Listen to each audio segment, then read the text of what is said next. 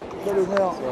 C'est un honneur que me fait la République, que je partage avec toute la Guyane, dans sa diversité plurielle, et surtout dans l'espoir que nous avons donc placé à travers l'article 73 pour aménager le territoire de la Guyane.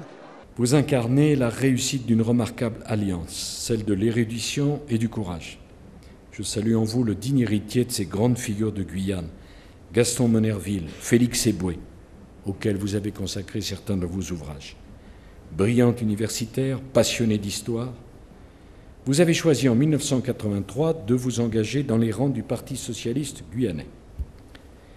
Depuis lors, à gauche comme à droite, tout le monde reconnaît votre capacité à faire avancer les dossiers les plus essentiels, car vous avez un sens de la responsabilité politique qui transcende l'appartenance à un parti. C'est ce qui vous a amené, bien que membre du Parti socialiste guyanais, à soutenir ma candidature à l'élection présidentielle de 2007. Je voyais petit à petit la consternation arriver ici. C'est un homme courageux, je l'ai dit. Et l'année suivante, vous êtes présenté aux élections municipales de Cayenne.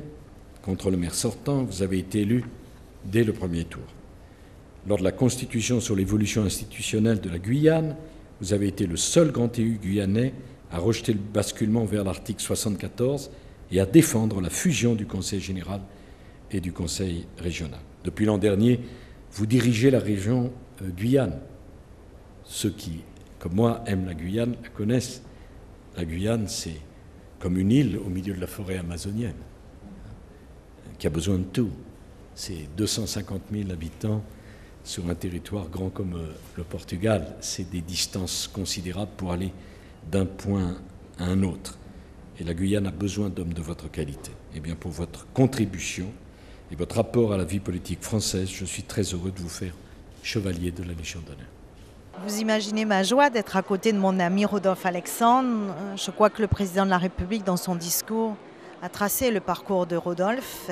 Et la Guyane, c'est aussi l'espoir pour tout l'outre-mer, mais pour notre pays. Quand on voit aujourd'hui la richesse de ce territoire, et demain nous partons ensemble, parce que nous allons montrer aux Guyanais que la Guyane est aujourd'hui engagée, grâce à Rodolphe Alexandre, dans une dynamique. En tout cas, c'est ce message aussi que le président de la République a voulu saluer en décorant l'homme qu'est Rodolphe Alexandre, qui, depuis son arrivée à la tête de la région, a montré qu'il y avait beaucoup d'espoir pour ce grand territoire dont nous sommes tous très fiers.